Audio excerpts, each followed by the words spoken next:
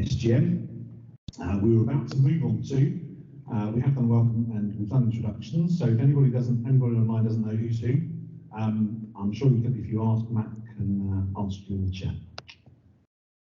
Yeah. So the AGM minutes were circulated with the papers. Everybody's had them, had a chance if they wanted to read and look through them. Are there any questions about the minutes? Oh. Do you want to we've only got one microphone, Craig, but I'll talk loudly then. You can talk loudly from there, but people online won't be able to hear you, so you'll need to come and use the microphone. There's somebody online who I trust to tell me that they still can't get in. Yeah, and I can't get into it either. There's somebody online trying I've to got get people in online who says that they can't get the link to work. It's invalid. Yeah. I've just asked them in the last 10 seconds, and they're still not in. His name is Ian Hidden, so there's nothing hidden or conspiratorial about this case. Oh, we've got a problem. Thanks, Ron. There are people in, yeah. There are people in. It's working for some. It's working for some people. It is working for some, not for others. That's the new link, not the old one. I don't know the answer.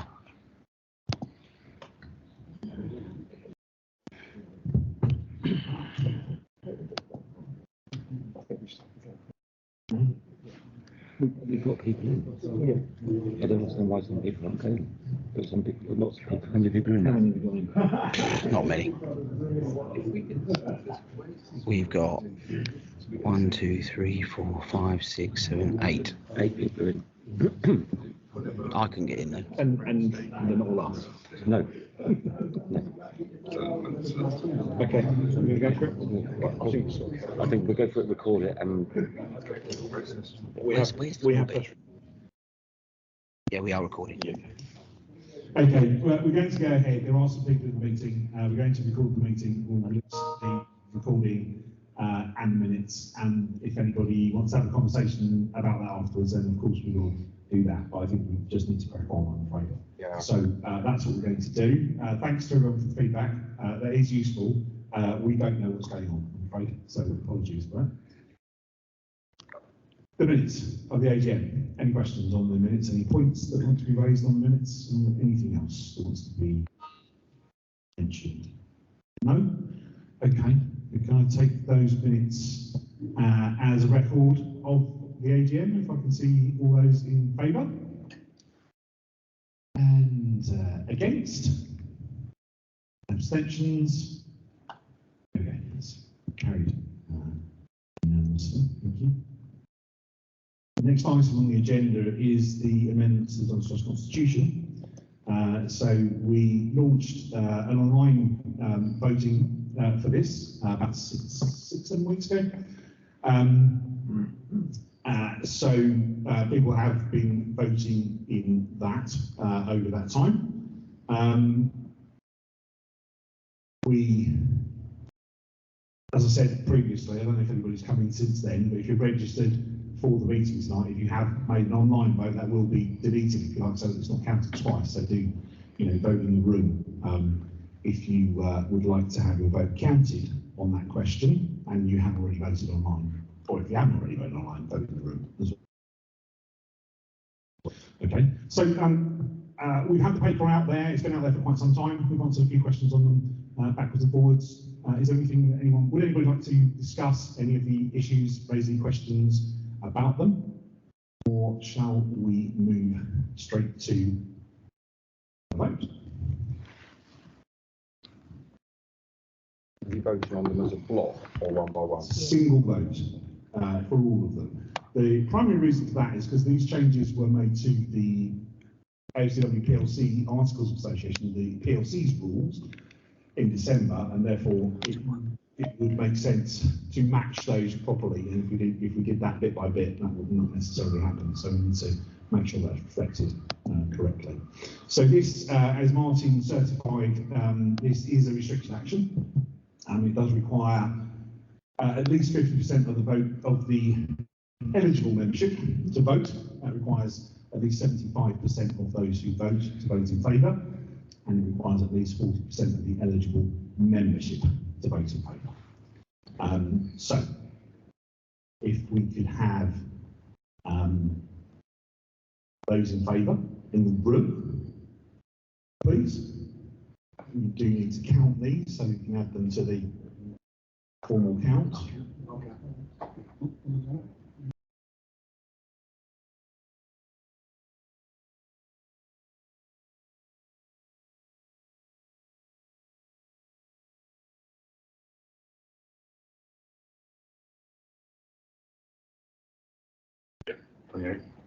It's 28 in the room in favour. Can I see people voting against in the room? That looks like nobody. Members in the room abstaining. That's 2. Okay. On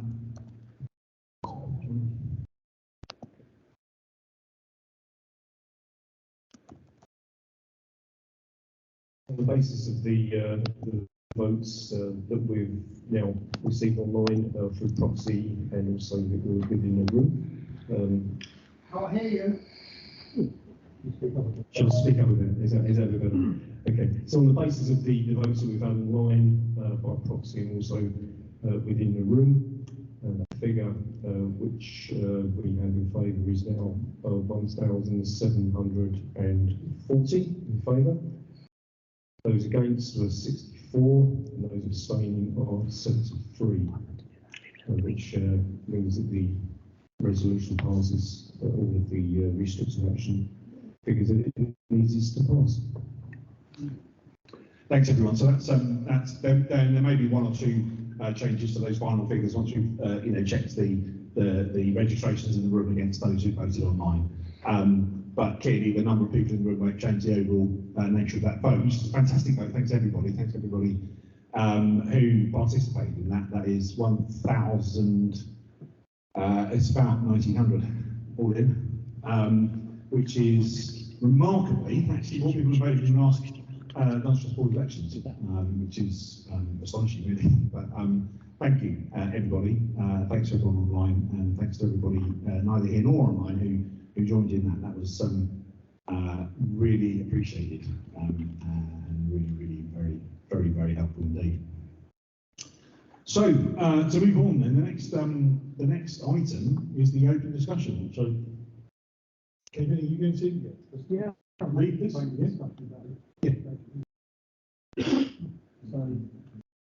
I'm just going to quickly speak about the process of consultation.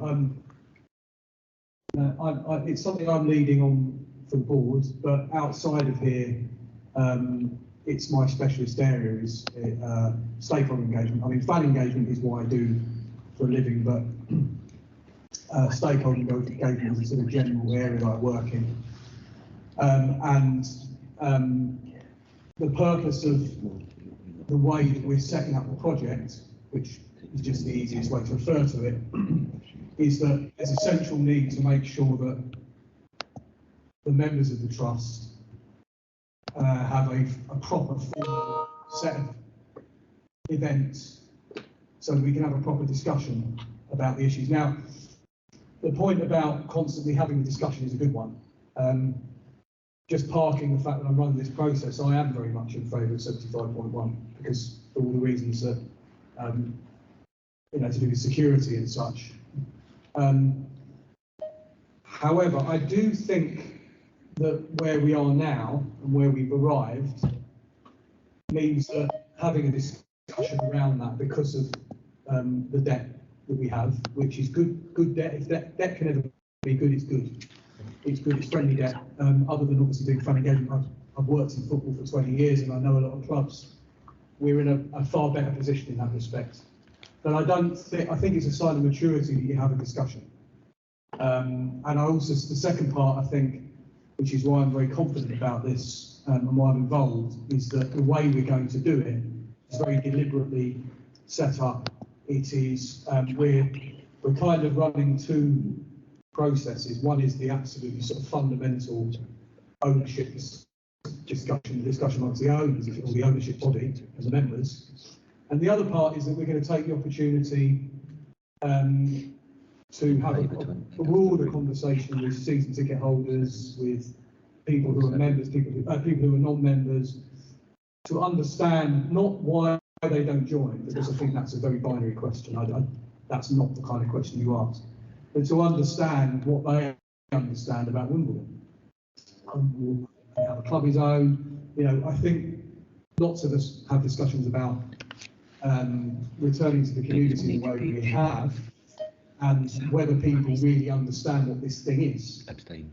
So I think that's a very valuable thing, and very much the way that I'm setting the work up is for us to be leading it. We're going through a process which we haven't finished yet of bringing on board one of the certainly in London one of the preeminent specialists in this area called Engage CF, who I have actually worked for, which is why we have to go through a bit of a process. I've worked for them before, but I know that they're very, very good in this area and deliver a lot of big TfL projects, work with a lot of councils on stakeholder work, so kind of local populations, users of services, that kind of thing.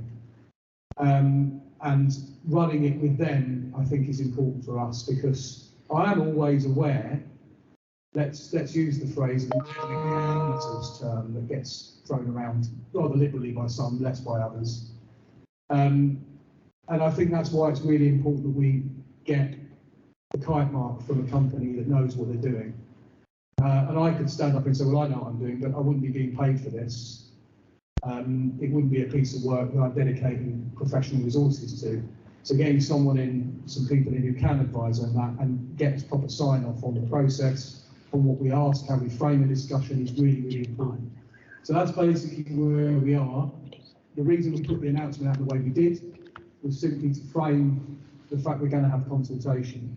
The actual issues, lots of the issues are known. You know these issues very well. Some maybe we're not as aware of or understand as well. That's something that what I do is I help to create processes.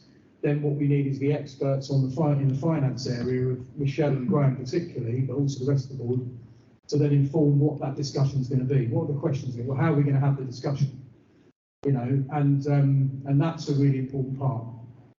So but what we felt we had to do, which is really important, was to set out a pretty clear set of meetings that we will have in.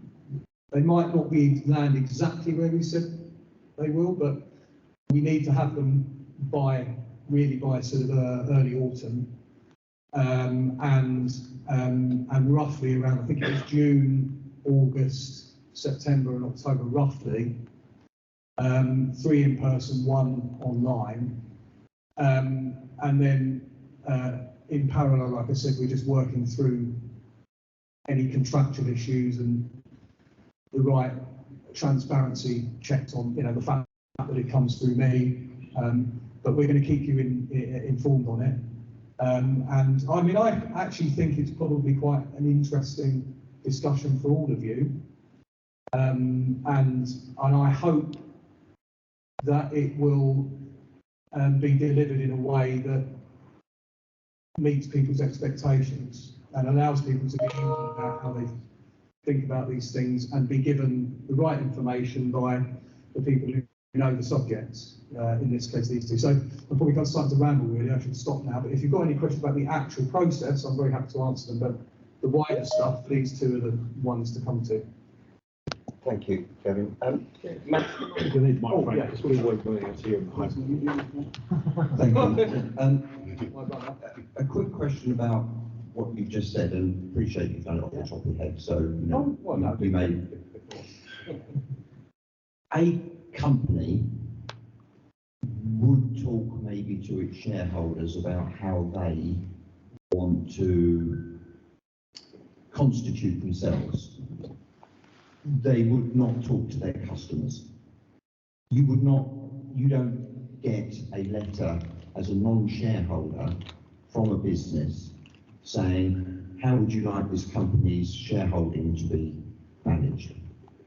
I appreciate we have season ticket holders, and we have other engaged people who have an interest in the football club and the wider community. And I commend all the work that we do within the community. The issue of how we own the club is an issue only for the Dons Trust members. It is not an issue for anybody else. That's exactly what I'm saying, which is why I was very clear in saying that these events are for members, because the members are part of the body that owns the football club. The conversation we want to have with other people is very important to have, because that will help to drive Matt's particular ambition to drive membership and increase it, and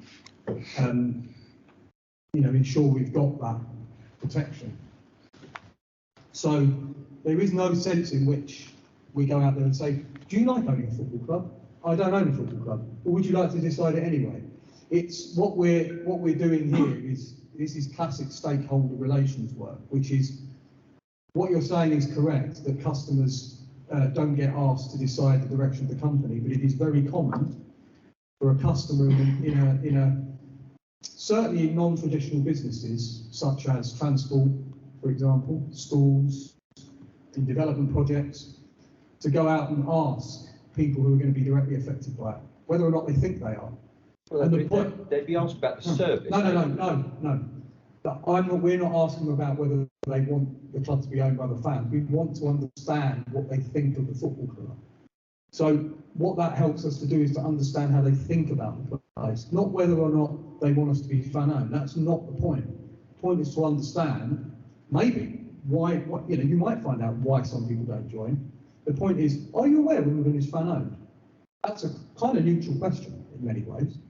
It is really a neutral question. Are you aware of how AFC Wimbledon is owned? Might be a question you would ask. That then will give you a percentage of people who are aware. When Matt then goes out and designs his this is all on you, Matt, by the way. Yeah, thanks for that. Not just Matt. When Matt goes out and starts scoping out how we're going to grow our membership, he knows what the answers are going to be. So I am very, very clear, and we are very, very clear. The conversation we are having about ownership, about the legalities, the contractual relationships, the structure, all of that is about the membership of the body that owns the football club. The conversations that go on elsewhere with season ticket holders and other people are about understanding the psychology of the fans who come. Because if we want to grow this organisation and protect that membership, and I am as fundamental around this as you are. And I know that, by the way. Then we need to know. Yeah. And not enough clubs do this kind of thing, actually. Very few do. Is there anyone on the board at the moment who we've elected who isn't absolutely committed to everyone 75? is. Everyone, I don't, look, No, but yeah. I'm asking the board, is there anyone who doesn't think 75 plus 1 is a non-negotiable? So part of what I said when we made this commitment at the end of last year, that we would have this conversation with the previous board, and we carried that forward for the new board. You can't bind a future board. That's one of the things about. Correct. I think if we go through this process properly, in a way that where everybody feels included, then when we get to the end and we make a decision, I think we ought to be able to say, and that's not going to be revisited for a period of time. But you can't bind a future board, so you can't actually guarantee that. No, that's true. You've got a restricted action or something, that'd be quite tough. So that's one thing. The other thing is what I've said is that actually these things have been knocked around 50% plus 1, German model, special resolution, company law, all of those things, right? Actually, 7 out of the board are new to the board, in fact. Chris Phillips has been on board before, but it was quite some time ago. And we all have some learning to do. We all need to understand what these issues are properly. We all need to get behind one, understand whether the concern about 75 plus 1 is a real, serious, genuine concern, as I think it is, or the concern about 75 plus 1 is something which, was set in stone a while ago and needs to be thought about again.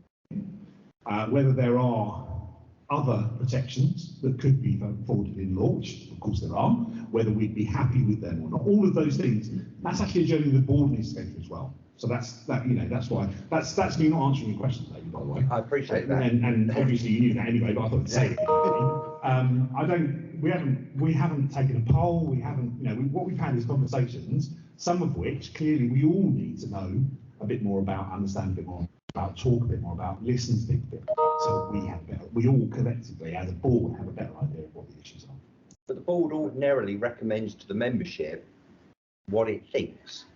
I appreciate at the point at which there is something for the membership to decide, so the my board question, absolutely will have something to say about it. So my question stands, is there anyone on the board who thinks 75+1 is a negotiation point? Can we explain the bits of the process? Do you want to explain the finance side, Michelle? Well, hold on. Let's explain the 3 parts and then we can come back to your point. So I think for me, as chair of the finance committee, and also the person that looks after the plough lane bonds, so I get people's questions day in, day out about those. We need to understand the parameters available to us in that refinancing come spring 2025. And there are a whole range of options available. People may ask for their money back, which is the worst case. Yep. People may be happy to roll over at the same interest rate, yep, which those bonds, the average is 2.4% on that first tranche of bonds. So they may say, okay, I'll roll over again, or they may say, I'll roll over again, but I want a higher interest rate. We have had people, I've dealt with a small number of people who donated their bonds. They've said, don't want the money back, happy to just give it to the club. And then the other option is conversion to equity. Now, we're not saying, and I don't think Graham or I are saying as the lead on the finance side, we're not saying we are in favour of going below 75% plus 1. What we'd like to know is members' views and the board's views so that we can inform that conversation come next spring. Because if the answer of the consultation is we are absolutely committed as members to that shareholding, then the finance committee knows that, and that's what we have to work with. So we wouldn't then be able to go out to all bondholders and say, by the way, if you're interested, we could convert to equity. We're not trying to put a view forward that is the right thing to do, but obviously it's one of the potential options. And the narrower our options are, the tougher that refinancing is. And at the end of the day, it is friendly debt. But if the whole of that first bond launch up to their interest rates, then instead of 400,000 a year, we'd be looking at 600,000 a year of interest, which is a lot of money, and we'd like to be able to put some more of that into the plain budget, because it's a regular annual cost that we're paying, which we would like to keep down. So we feel it's appropriate from a governance point of view to look at all the options, and we're not saying this is the answer, absolutely not, because we are well aware. Graham and I both on charity boards, we're well aware of the governance and the restrictions on what's appropriate and what isn't, and the company law, the benefits of 75% plus 1 under UK company law. So we wouldn't be rushing to a decision on that. But it's right that we ask members because it keeps coming up and we don't have a formal. It keeps coming up from members, does it? Yeah, it does. Yeah. Yes. Yeah. So members of the Dons Trust contact you and say, we think we should relinquish our control. No, Not in those words, but yes. No, but that's what they're saying. Yes, there are In members, essence, and there are also people who aren't members. but we don't need to worry about non-members. No, I understand that. Can I Yes. answer the third piece? Sorry, no, you need to answer that question. Yeah, so the questions that we've had in the main have centred around people who are bondholders wanting, and virtually all of them, as far as I can see, the ones who inquired are members. We're not talking about people, because there are plenty of bondholders actually who don't even support women. So I can't imagine even if we offered them the chance, I don't think really they're the ones who are going to say, oh yeah, I'll take some equity. Previously, we were going to look at informing members and supporters how they can help the club, and that's through, you can get bonds, but we can also do the same with the shares, which I'll come back to. So it's not somebody looking at it from a just binary point of view and saying we must go below 75. Most of the inquiries that we've had in Capri, all of them, have come from people who are bondholders. He said, I'm quite happy to swap. Now, that would be very difficult because we've only got a small amount of equity left, but at the moment that's in discussion, and that ideally would be ring-fenced for capital expenditure, which will increase our turnover, which is good. So, if we look at what we could potentially do, this is one option, and we just need to know. We need to know if the members think that that's a viable option or not before we go back. So, the time frame, we need to write out to all the bondholders. We're going to do that in early 2024 because we've got to work out pretty much what we've got to set aside. We've already been going through the budgeting process to look at what we can afford to chip away at. If you look at the club, everything, it's ourselves alone. We've done everything. And we've got, coming to these decisions, it has to be us alone. You're quite right. The season ticket holders, Matt's interested why they don't become members, and I get that, and we really do want to grow our membership. However, this is completely different. This is to the current owners of the club.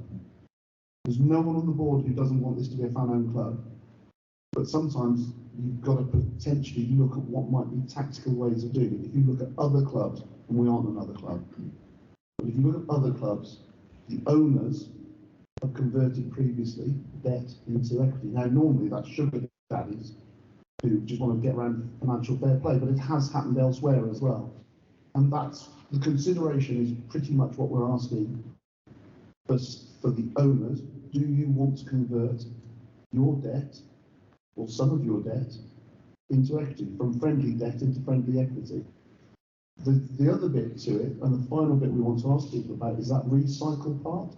So if you look at Exeter City, for example, Exeter Trust has started buying back shares.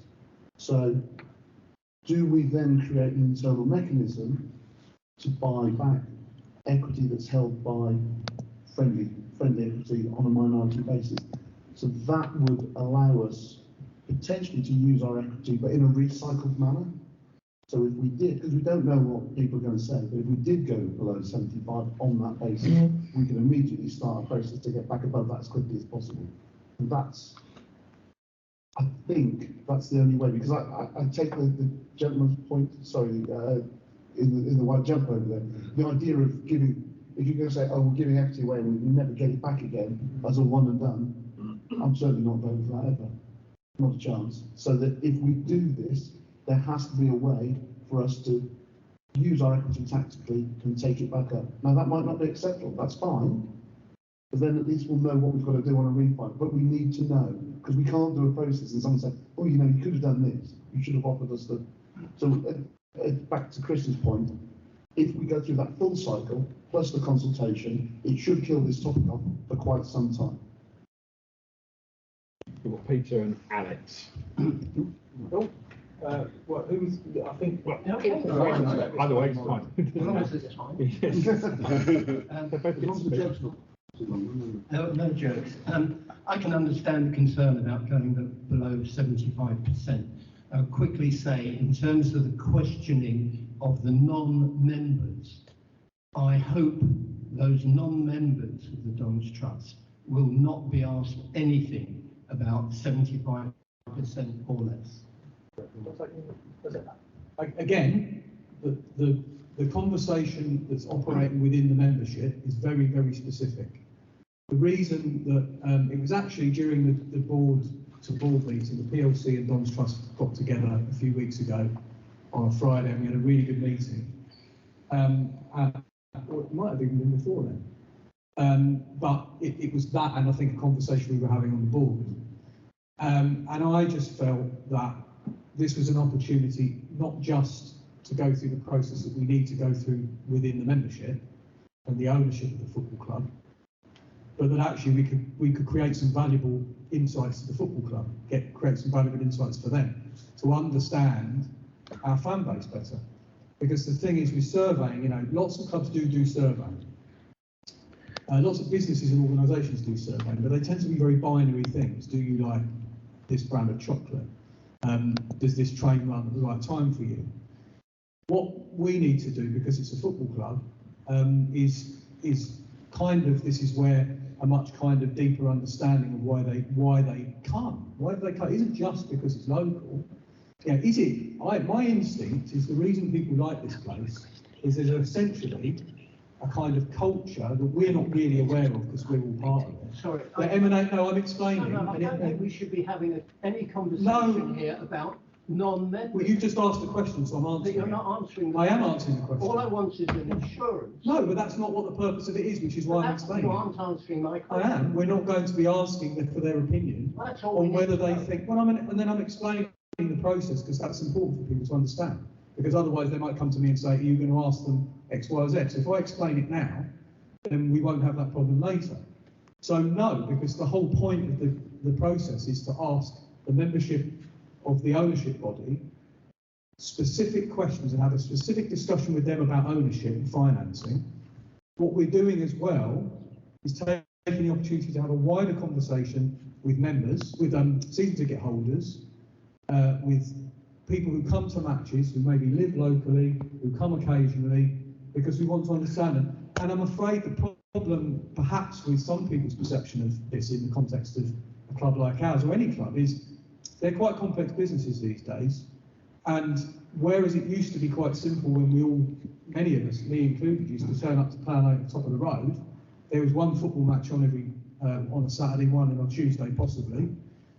That was all it did. What we do now is very, very complex. There are so many things happening around the football club, either the foundation, DLAG, or whether it's what Wish do, see John here, or events, whatever you're doing. We're talking about education hubs. This now, the business we own, as owners, the owner of the football club, is very complicated. I'm afraid we can't assume that we know or understand the people who come. So that's the purpose of that, and it's not, it is running in parallel effectively, but it is certainly not. We're certainly not going to be sending out surveys saying, do you like being fan owned? Because they're not the owners. We are, and you're the members. Can I carry on? Okay. No, I haven't finished the question. The problem we have is that we've got to find a way of raising more money and not jeopardising the fans' ownership of this club. Unless we do that, and it could have happened this season, had we not beaten Walsall, we could have been now looking at us possibly going down into the National League and not being able to run this stadium, which we bought, that we funded. That is a very, very serious threat. We also had fans very angry at the results this season. And everybody here, more than anybody else on the board here, is committed to trying to find a way of raising more money and not jeopardising fans' ownership. Going off a slight tangent, I assume this is being driven by the PLC and that there are members on the PLC, no, let me finish, who would like to know if fans' ownership should be looked at. And don't shake your head, because I know it's a subject that the PLC have discussed. That's not why we're doing the consultation. I'm sure it's not, but no, let me please finish. I would like to see, as the PLC are important to this, that a PLC representative at some of these meetings that take place in June, August and the autumn is also available to answer questions on that subject. I'm also slightly nervous, last point, is that June, August and September seems an ominously precarious time to be holding consultations with fans with holidays coming up. So just please bear that in mind. But the bottom line for me is that I'm open on this. I want us to say fans owned, but I want the club to find a formula to get the money to not just keep us in League Two, but get us out of it. Thanks, Peter. Alex.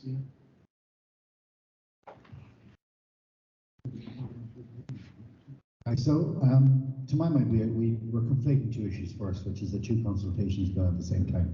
And that, to my mind, leaves a level of confusion, which is fairly obvious in the room today.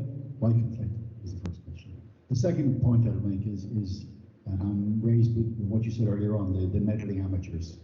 These meddling amateurs set up this club 20 years ago, and actually they engaged a lot of professionals. And we took all the professional advice we needed at the time. We took all the fan engagement and consultations we needed at the time, and we came out a very, very resounding 75% plus one, which is why I asked the question before the meeting, why has this come up again? If it's driven by finance, sorry, we don't have a mandate to discuss this in terms of changing bonds to shares. I don't believe the bondholders were up for that option. And so therefore I don't know why it's come up.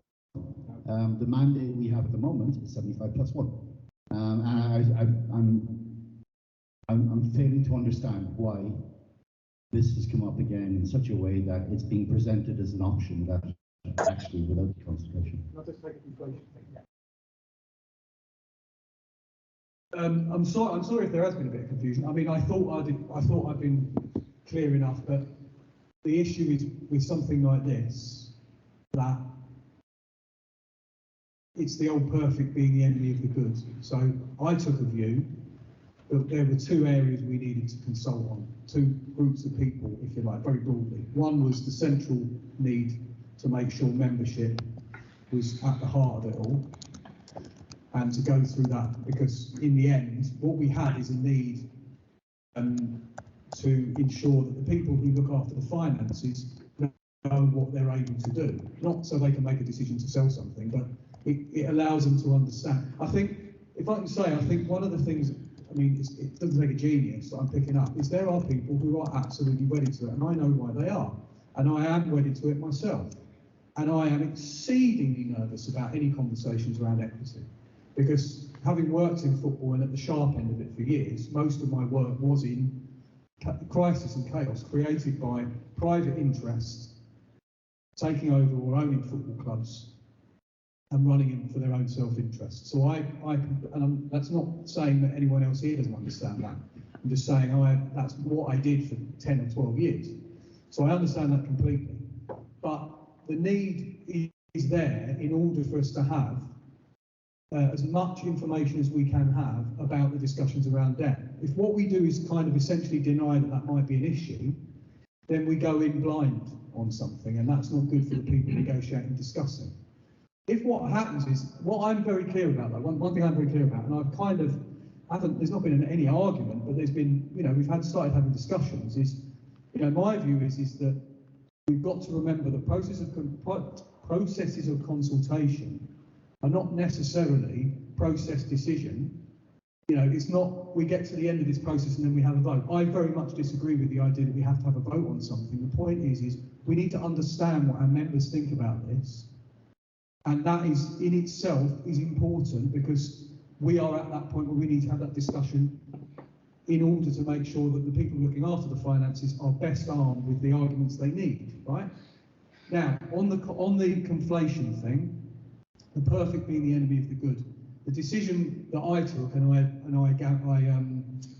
sort of recommended to the board, was, look, we can set up another process here that allows us to then take the temperature of fans more generally, so we can start thinking about Matt's project of growing the membership and buttressing or protecting ourselves in future and building our membership up more rapidly and having even more protection as a fan-owned club. It would be foolish, in my view, not to take that chance, take that opportunity to do that. The beauty of the way that we're doing it is that, as you pointed out, we aren't a bunch of meddling amateurs. When I use that term, I obviously use it as a quip. Because sorry? Yeah, absolutely. I think exactly. Let's look out there and we'll all talk about meddling amateurs, shall we? Mm-hmm. One or two bad seasons on the pitch does not mean we haven't achieved all of this, because we have. But the thing that I wanted to do is to make sure with the second process, the parallel, let's call it, process of consultation, was that particularly was set up and run in the most professional possible way to give us the deepest level of insight we could get from the fans. So we're talking about lots of different ways of the intention is to have some questionnaires. There's some other forms of technology we're going to try and use. We're going to try and speak to members, season ticket holders and match going fans as much as possible over a period of time, get as much information as we can, crunch it, and one of the reasons we're using, I want us to use, rather, Engage CF is because they know how this operates in institutions that are not simply some private company. So even the way that stuff's been set up is very intentional, and Engage CF is run by someone who actually helped to set up a supporters trust himself and work for Supporters Direct. So that's one of the reasons, that's another part of it. The point we're saying is Okay. that the 75% plus No, I one understand. went into it is because we've been through this process, and we've had the professionals tell us. Understood. So we've got a member here, and I'd like to hear more from people in the room, if it's all possible. If anyone else wants to speak? Ask a question or say something, David. Just one thing to pass on. I attend quite a lot of the away matches, and one of the things I'm detecting because the home matches are in the main stand, so I'm with the regulars, as it were. I'm getting the feel that there is a developing us and them feeling amongst supporters who follow us around the country, but who are not members. And there seems to be a developing thought of that the way we are working isn't their way. Now, what then is making them be supporters of our club, don't know.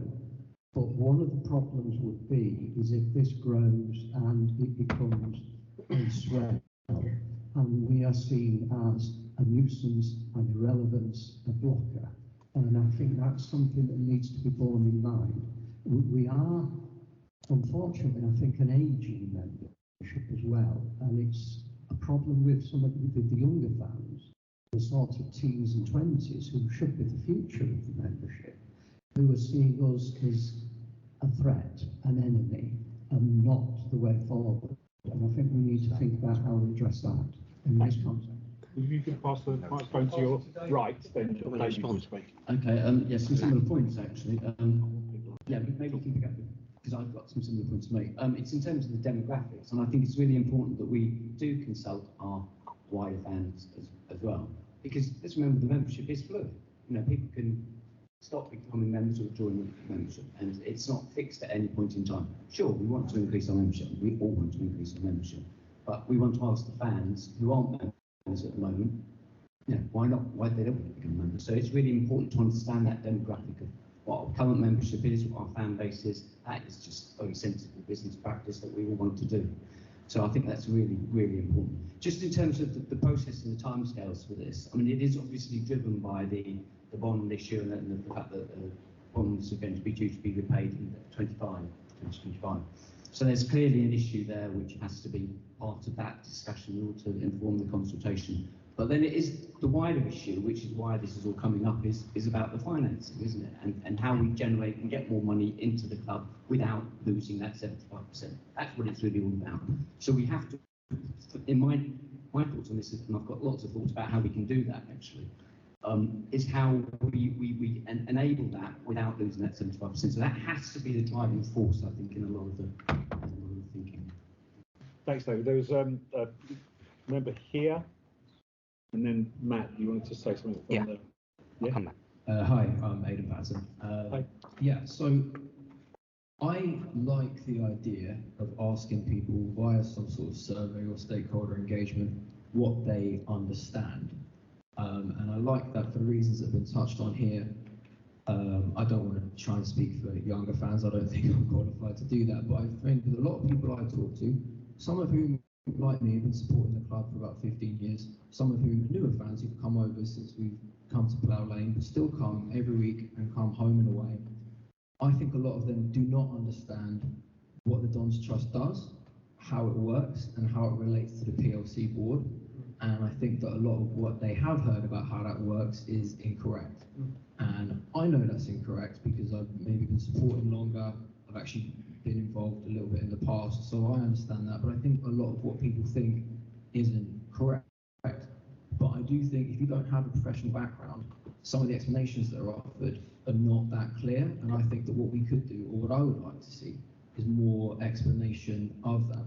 Because I'm 100% in favour of fan ownership. I'm not interested really in any conversation about equity. A lot of people are. A lot of people who I talk to who are not by and large Dons Trust members, but are fans, I don't think that they really understand what happens here and how that relates to what happens on the pitch. And if they're not happy with what happens on the pitch, they're going to lay the blame here, or they're going to lay the blame at Danny Macklin's door because they're going to think he's somehow related to this. And I think more could be done to make it clear, because I don't find that it is clear. Thanks. Matt's going to much more elderly say this, but this is a topic we have discussed within the board. 7 of us are new onto the board, myself included, but I'll let Matt much more elderly say what I was going to say. I hope so. My manifesto was based upon that we have to increase members. I really want to make sure we do that. James and I met in 1987 on the Junior Dons Committee. That's how we got onto the Sports Club Committee. James and I are very passionate about making sure that that younger voice is engaged upon. I go to away games, I hear the same stuff. Lots of my mates who are fans and season ticket holders and debenture holders aren't Dons Trust members, and my question to us is why? And everything comes back to what's the point? So we are all invested, we're all here on a Sunday, we all get it, right? But there's a lot of people that don't get it. So it's incumbent on us to make sure that we make sure they understand, I think, the value of membership, ownership, whatever you want to call it. I think it's really important we put them in simple terms. I think it's really important we engage. I'm trying to get in contact with, I've been in contact with Union Berlin, they're 53,000 members who spend €10 a month to be a member, and it doesn't even guarantee them a ticket. So why is that happening? What is the background to that? Why does Surrey lock out their numbers at 17,000 and they used to have those numbers of members? So for me, it's really important we understand why, then we can go on an engagement thing, and I want to drive up the numbers. And by the time I leave the board, I want our numbers to be great, far greater than they are now. People just never, we've got 4,000 people that come here every week who aren't members. So why? We want to make sure they are. That's my piece, and I'm working really hard on doing that. So, Mark, Laurel at the back, then this chap further forward, and then the chap in the yellow at the back, and then and my daughter at some point. Sorry. Laurel, yeah.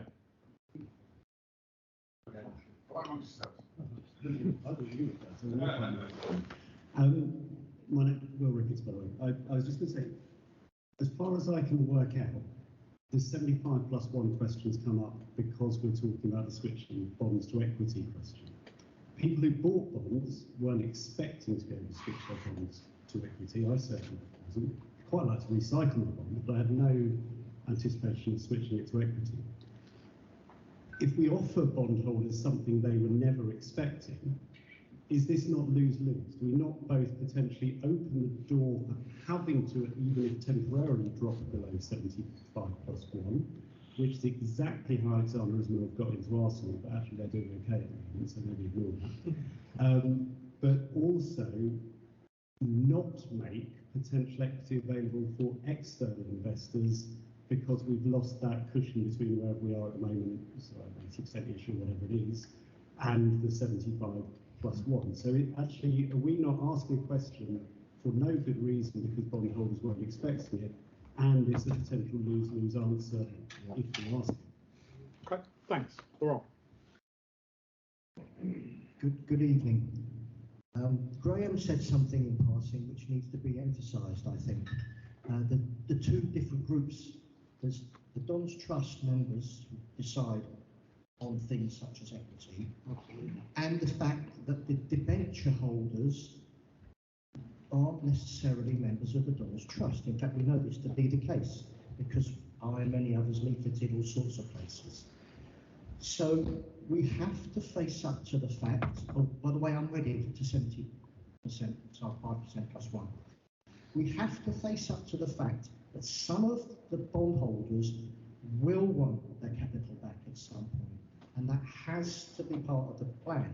And I know that the Finance Committee and the Dons Trust Board is aware of this, but it must be stated, we are going to have to pay some people back at some point, and that may or may not affect the playing budget, and it may or may not affect how much money we borrow commercially, happily not at venture capitalist rates because we're going concern.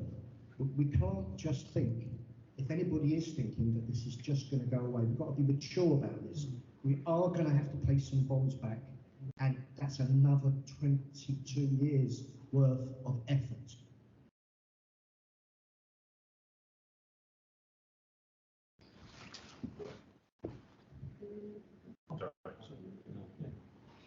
Hi, Nick Carter. My point is about the growing of the membership, and it might be an obvious statement, but if we bring in an increased membership that is uneducated in what the purpose of this whole setup is, you could be inviting an ill wind rather than a good wind. Surely we need to be educating those who don't understand what the Dons Trust is all about before we go ahead and increase membership.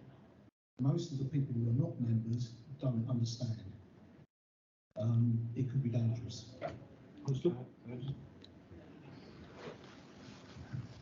Can I make a quick point on that? Very quickly. Very quick, just to say, in terms of education, you're absolutely spot on. As a board, we've already discussed, and we will be wanting to put in place, not just having the Don Trust kiosk, which is a physical location, which doesn't really necessarily say very much. Michelle can attest to this very well because she's been on there a number of times this season, and I've been on there a number of times more recently, including yesterday, where people stand in front of it and say, what is this? What does that actually mean? We want to be able to be visible around the stadium with pull-up banners, pop-up information that you can take to other events, as well as actually being in the stadium. Week 1 being the West Stand, week 2 be somewhere around in the fan zone, and so on and so forth.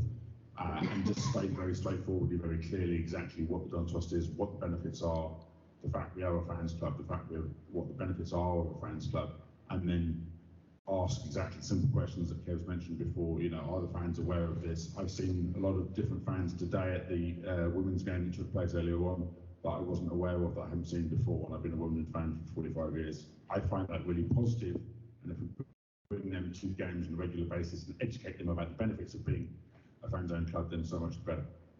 Thank you. I think there's 2 points here.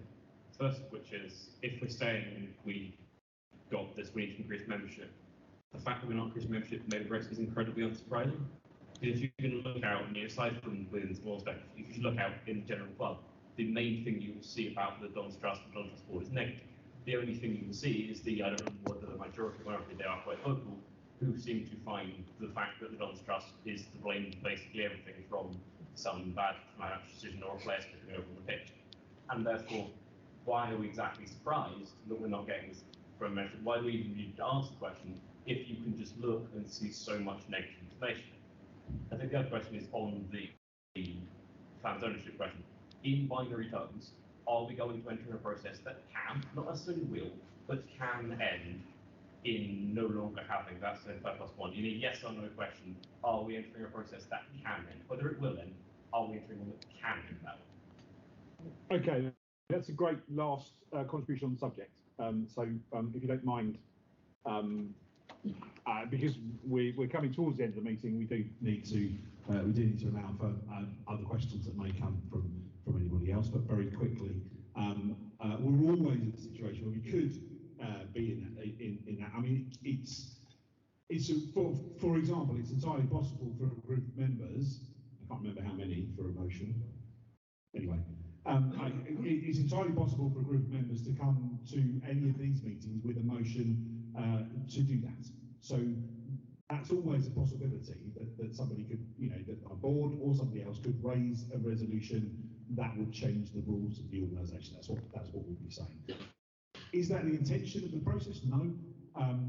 Is that what we think will be the outcome of the process? I don't think we have. I don't think we have a view, to be honest. But are we, by opening the discussion, making that more likely? I don't think so. But I guess that's a judgment for people. But it certainly isn't an intellectual process. It's Kevin said, there isn't necessarily a question at the end. There isn't necessarily an up, down, straight binary vote at the end of this conversation. It's a conversation. We want to be sure that everyone has and feels that they have taken part in that conversation. I know lots of people here already feel that they have taken part in that conversation because they have, right? That's a feeling because of reality. I'm not, I have, I know you have, I know you have, you know what I mean? So I'm not, saying that is, but I also know that there are people who don't feel that, and I think we need more people to feel that they've been through that conversation. When we get to the end of that, then we have something which has gone through a deeper process, and in the current situation, which is we're here, different from the last time I had the conversation when we were at Kings Meadow, etc., etc. So that's, I think it's valuable in that sense, and I think it will take us to a better place. Is there anything that's been asked and answered? I just wanted to come back on the gentleman here made. Actually. Yeah, sorry. I think everyone would support Matt's project to increase Yeah. membership. Oh, yeah, sure. So yeah, I mean, I just would say in the past when I was actually involved in the board, we were very cognizant of the fact, and we might have been saying it in jest or joking, that just before a key vote, 500 Chelsea fans could sign up as members, march in, vote, and take the club away from us. And we were always conscious. I mean, we might have been saying it in jest, but we have to be aware that if we increase our membership amongst people who aren't wedded to that concept, we would, by definition, be diluting the primary. Yeah, sure. I completely understand the point, and the intention is not to run around forcing people to join, whether they want to or not, whether they understand what it is or not. The intention is to start that interaction with people who haven't to date been interested in being part of the Dons Trust, so that they can understand what it is, so that they can make an informed decision as to whether they want to be part of it or not. That's the intention. It's not anything other than that. Completely get that, totally. But wouldn't it be great if all 8,000 people who bought tickets for yesterday's game wanted to be part of this and took an active part of this? Of course, it would be great. So, that's where we'd like to get to. Roger. Yeah. Hi, good afternoon, evening. I should have read it before I came along today. The Imperial College report study that was done a few years ago. Did that sort of start to flesh out this type of issue at all? No. Because people seem to enjoy what was a good piece of work. Has it really been fully implemented? Could the Imperial College people come down, discuss it with us, present on it and such like? Because it just seems to... Roger, Imperial College only made one recommendation, and that was from 3 boards to 2, and it has been implemented.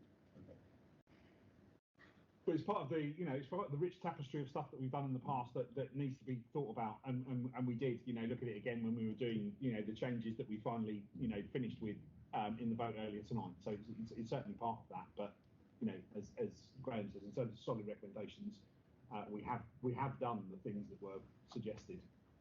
In the remaining 2 minutes, is there anybody who'd like to raise any other issues? Peter and Alex. That's all I've got. A week ago today, I think it was the PLC board put up on the club website.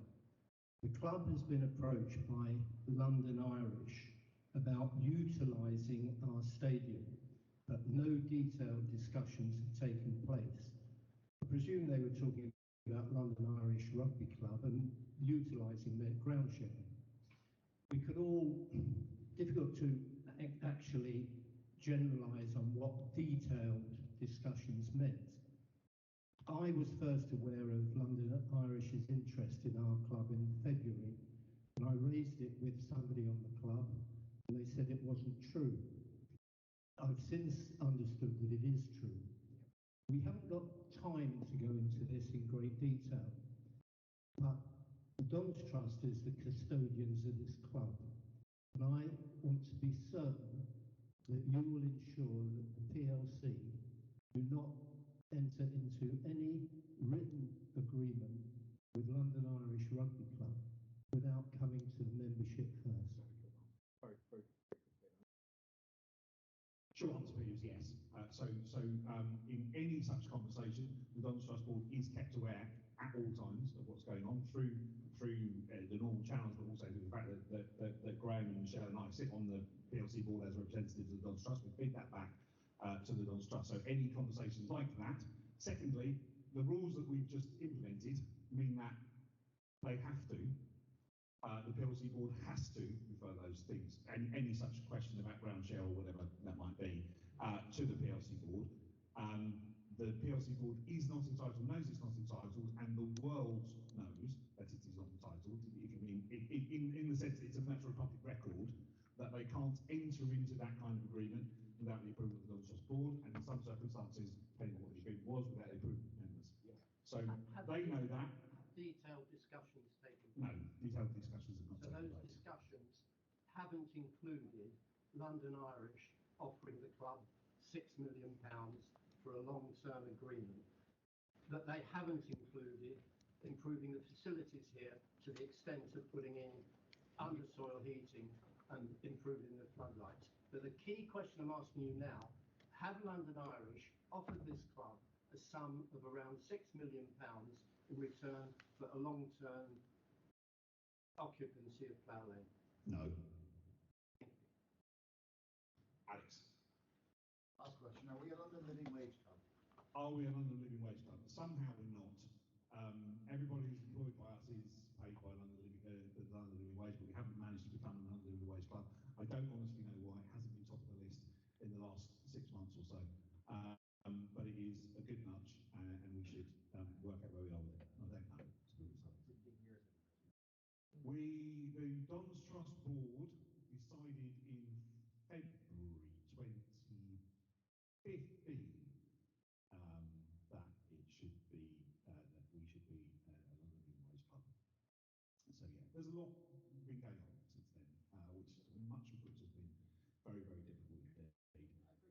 But no, sure, I'm not for a moment. So we'll report back on that. Thank you very much, everybody, for your time and for your attendance, for your votes, and for your membership and for your support for the Dons Trust and of course for Actions in Order. Those of you who are